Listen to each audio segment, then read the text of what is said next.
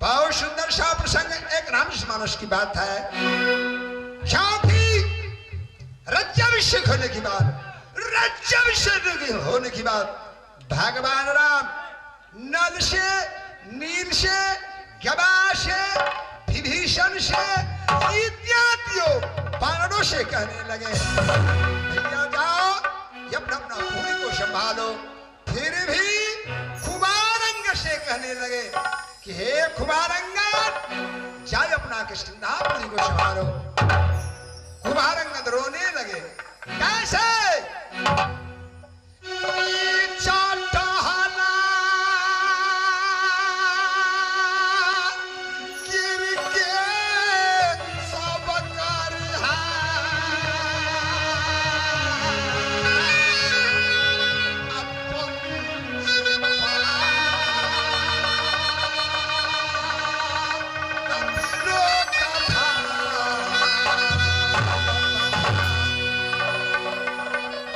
पुरुषोत्तम राम, मुझे रामादर वार्ता नहीं कहे, सबसे नीच काम हो, मुझे जूठा क्यों नहीं उठाना पड़े, मैं रामादरबार में रहूंगा।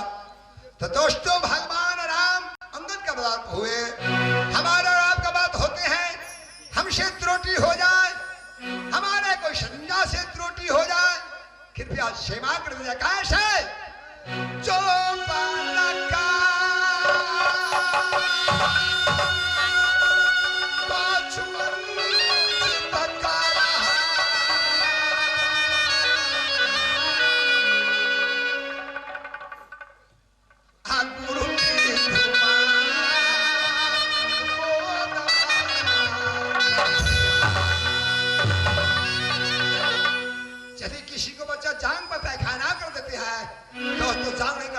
अथवा पानी से धो लिया करते, वैसे ही समझकर, परदेशी समझकर सेवा कर दीजिएगा।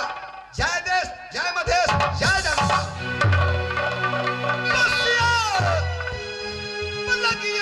प्रेमी हो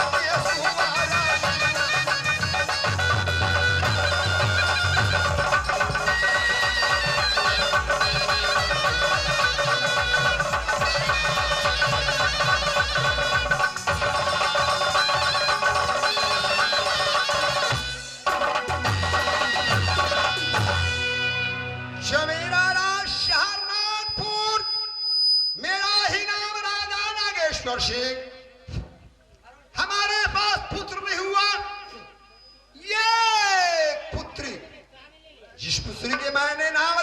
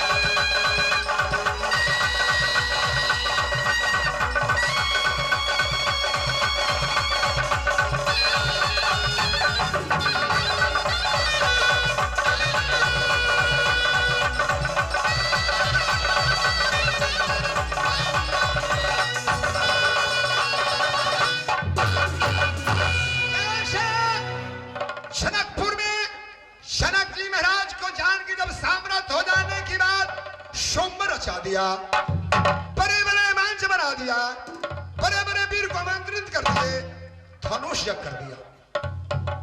एक बार 10,000 वीर धनुष में, लेकिन धनुष नहीं तोड़ा, नहीं टूट पाए। जनक जी महाराज उस समय बोले ताजा हुआ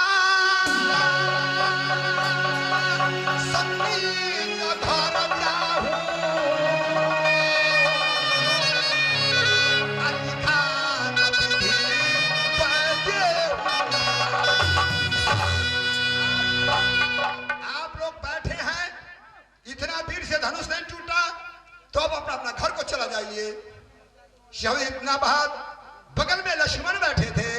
साक्षात लक्ष्मण बोला कि भैया राम, आप ऑर्डर दे दिए, धनुष क्या मैं आकाश पताल तो बोला रुक जाओ। जब टाइम आया धनुष टूटा तो कोई नहीं देखा, तो गुरु प्रणाम हो मन ही मन किन्हा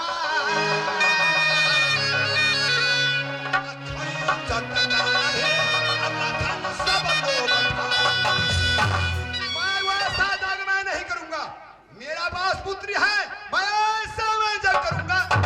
जनता देखेंगे कि कैसा राजा नागेश्वर जग है, कैसा अपना पुत्री की शादी की बात करते हैं। ओ बाबा ब्रह्मा से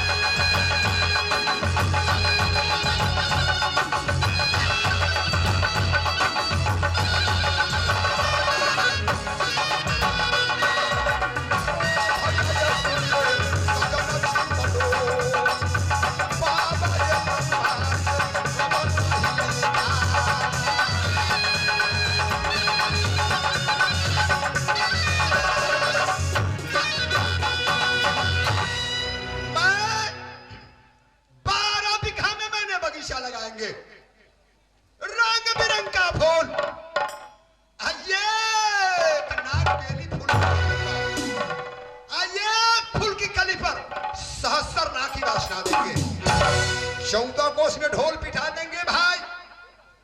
वीर बलवान राजा रंग जोगी फकीर जो या नागबेली फूल को तोड़ लेंगे, सती नागबंदी से शादी करेंगे, आधा धीरा दस्तखत करेंगे। लेकिन इस समय मंत्री आएंगे, शासक हमारे काम आगे बढ़ेंगे। मंत्री साहब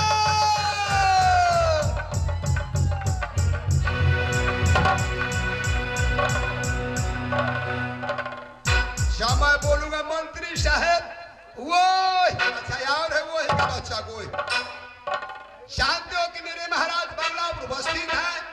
साक्षात पान को भट्टा लाना हो, पानी पिलाना हो, चाय पीने में भारत में 5 चाय चाहिए, शाम की टाइम में दारू पीने के पैसा चाहिए। अच्छा यार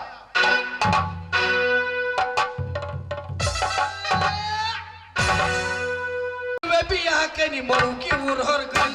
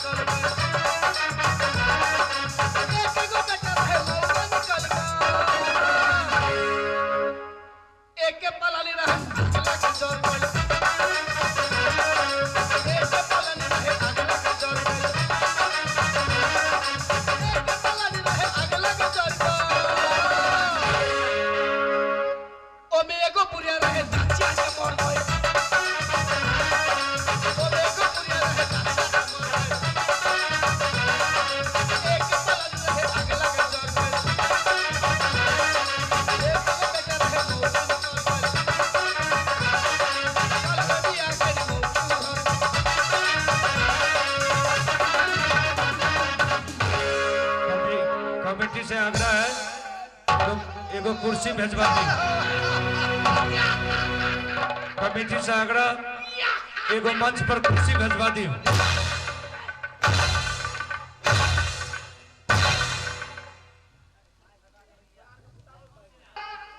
शांतो मेरे महाराज, बंगला पर उपस्थित है। साथ खाने डाले महाराज, हफ्ता में दूध चाहिए, मछली चाहिए, दारू चाहिए, काम की मित्र रोटी है। मंत्री मंत्री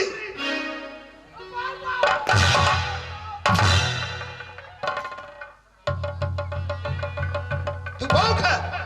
क्या मैं बोलूंगा मंत्री साहब? हाँ महाराज, बात क्या है? समझा? औसे जितना मारे जिनी मारे जितना मारे मंत्री आए क्या रे मन खनन है? सुनो, हमारे 14 कोष की राज है। हां दूसरा नहीं तीसरा ये जी मैंने सोच विचार रखा जी कि लाठी ठिका लेकर गांव में जी। अवरोध करेंगे। जी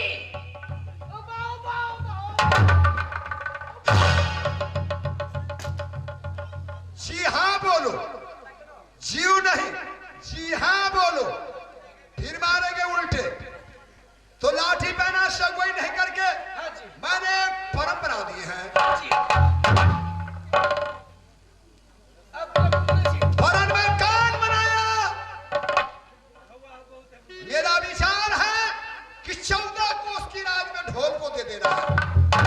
बोलो हाँ, 12 बीघा में बगीचा लगा दो, हां उसमें रंग बिरंग का फूल और उसमें एक नाग का फूल रोपा जाए। यस यस यस यस एक फूल की कली पर यस सहस्त्र नाग की वासना दो। यस मैंने जो वीर बलवान यस राजा रंग जोगी फकीर यस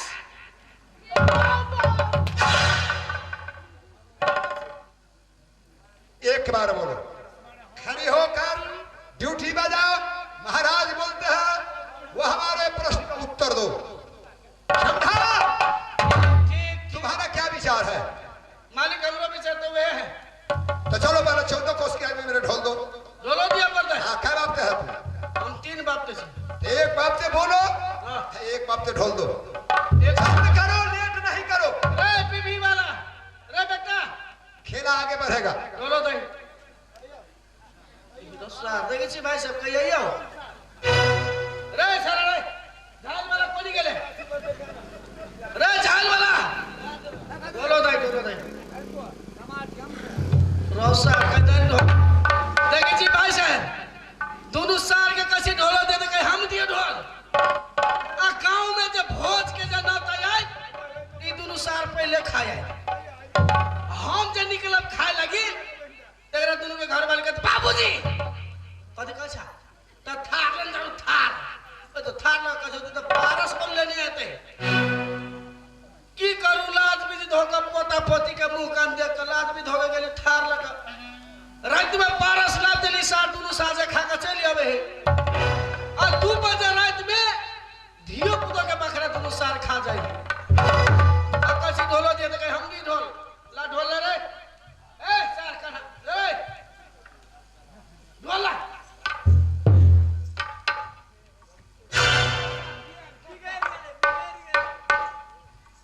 गुजर गेल हो सार बिगड़न में धक्का पर आवे तो पहले मालिक क्या बोलो, जल्द बोलो। दिया दिया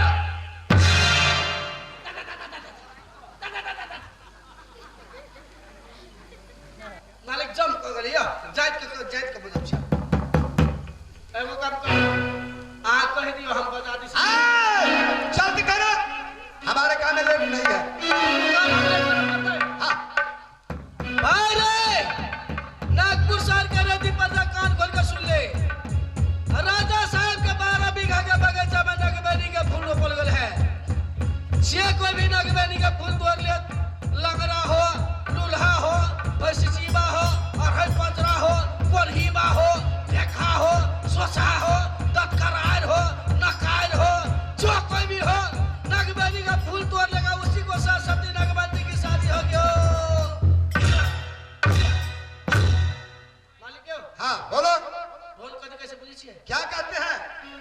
देखिए सुपत बात कहती देखिए ढोल ढोल ढोल कसरे के ढोल कोई की ना हाँ कहते तो है ढोल ढोल ढोल कसरे के ढोल आ ढोलिया बोके लागे छोटन ये तुम्हारा ही घर वाली को गाड़ी लग गया हमरा घर वाली के हाँ ढोलिया तू है तो किसका घर वाली का लगा तो हमरा घर वाली के नहीं लगला है किसका लगा ऐसे हमरा घर वाली के नहीं लगला तो ढोलिया तू न लगा किसका ई गाय हाँ जायल वाला मतार के लगे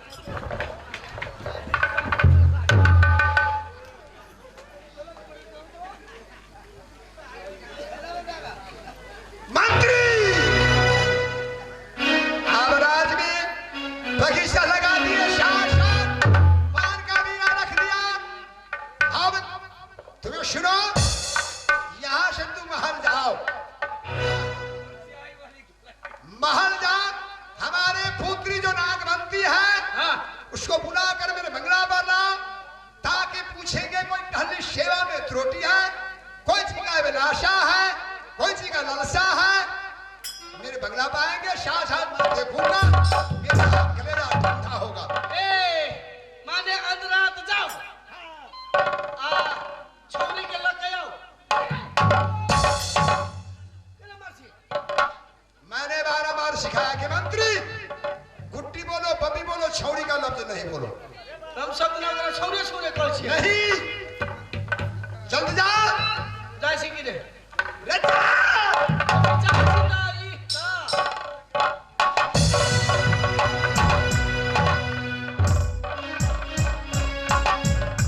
आया मालिक आया लगा कलिया बकिन हाँ हाँ बंगला पर बुला कर लाना है कलिया ओकरा धोती पहरा के लबे कि नंगोटी पहरा के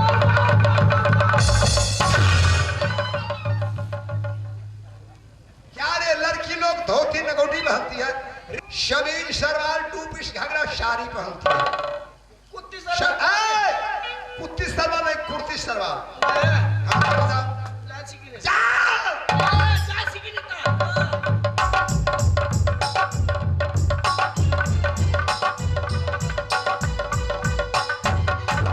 ए बेर नहीं मार खे खाली मार खा अरे मालिक आओ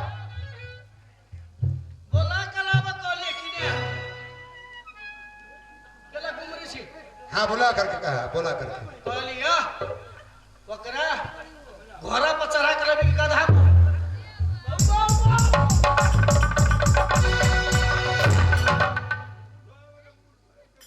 आज में सवारी का कमी है बस ट्रक जेलो मारुति है मार्शल है मारसा मार्शल बोलो मार्शाल नहीं मार्शल बोलो तो वह कैसी मारसा फिर मारेंगे उल्टे जल्द जाओ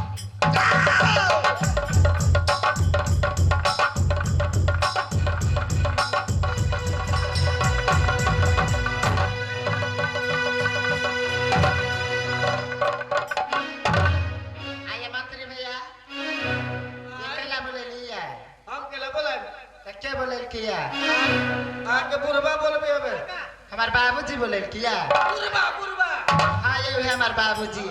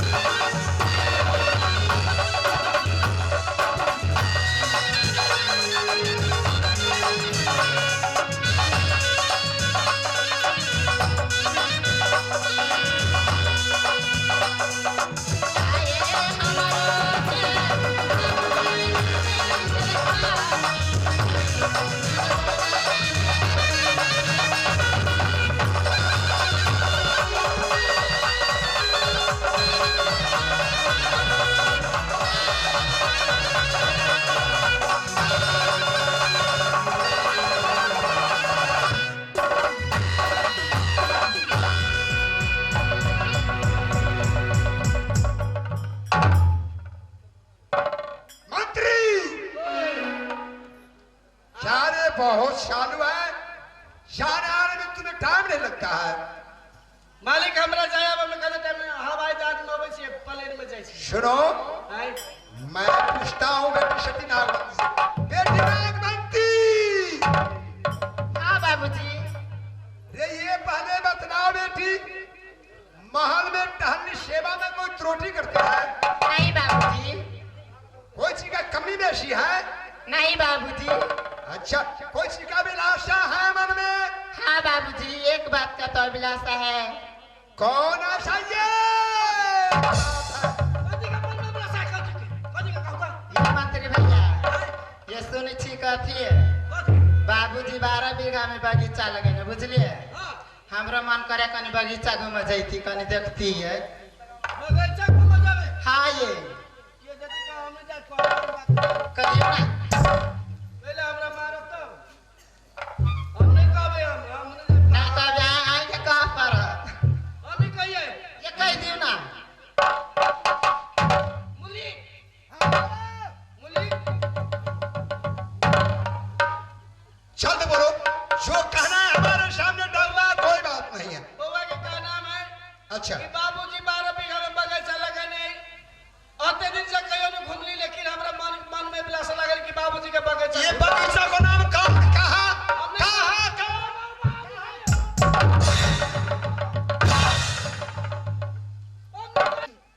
ये एक नाग की कली पर सहस्त्र नाग की राशि है। अगर पुत्री गया, सांप डस लेंगे, हमारे रास्ते हंत हो जाएंगे। ये पुत्री हमारे पास है। मालिक सचो हमने कहलिए कैसे आ नहीं जाए देवे, कहीं तक बोल में फांसी लगे मर जाए। अच्छा सुनो, बेटी नागवंती, रे बगीचा के हाल तुम्हें कान कहा? मंत्री कह के बाबूजी। ए अनका दिया पता काय गुटा में चाहिए, अब तोरा का निकालियो अनका दिया पता काय गुटे में तो बहुत फुट तो बुझली है। हम का तो कहलियो मंत्री, ये झमेला हमको अच्छा नहीं है। ये पुत्री है, ये अगर नहीं जाने दिया, कोई बात कर लेंगे तो अच्छा नहीं होगा। सुनो, जितना शकी सलेर सबको बुला, साथ 2 घंटा की मोहलत है। बउआ सती नागवंती के आगे आगे तुम चलना, यहाँ पे बउआ रहेंगे, पीछे सखी सब रहेंगे। 2 घंटा में बगीचा दिखा करके, तीन फूस करके हमारे बंगला पर बेटी सती नागवंती को हाजिर कर देना। मालिक का 2 घंटे के बाद कैसे हम 1 घंटे में घुमा फिरा कर लो। कोई बात नहीं, जल्दी करो, यदि खेला यदि आगे बढ़े। बोलिया हाँ सखी सहेली के बोला दूं? हाँ बोला दी ना। गवथरी गय पखरी गय लेबा गय चिपछी गय कोपियक बो गय भुटिया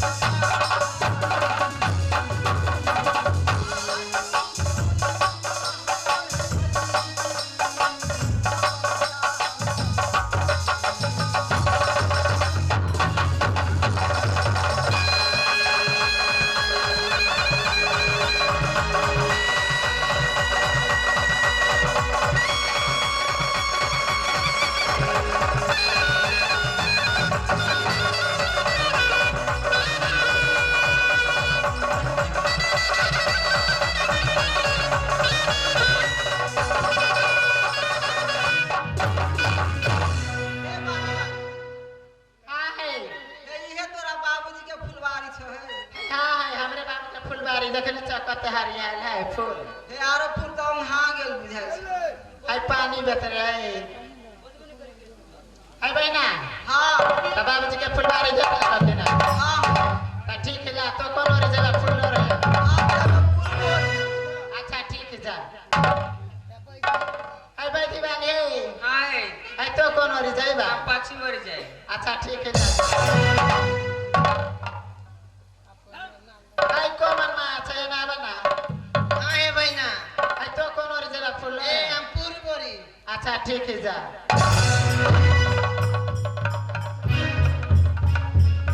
हाय बहना है तो कौन और जगह है बहना उतर कौन जा ठीक है जाता है तो कौन और जगह है हाय हम हाँ हम जा दक्षिण और दीदी अच्छा ठीक है जा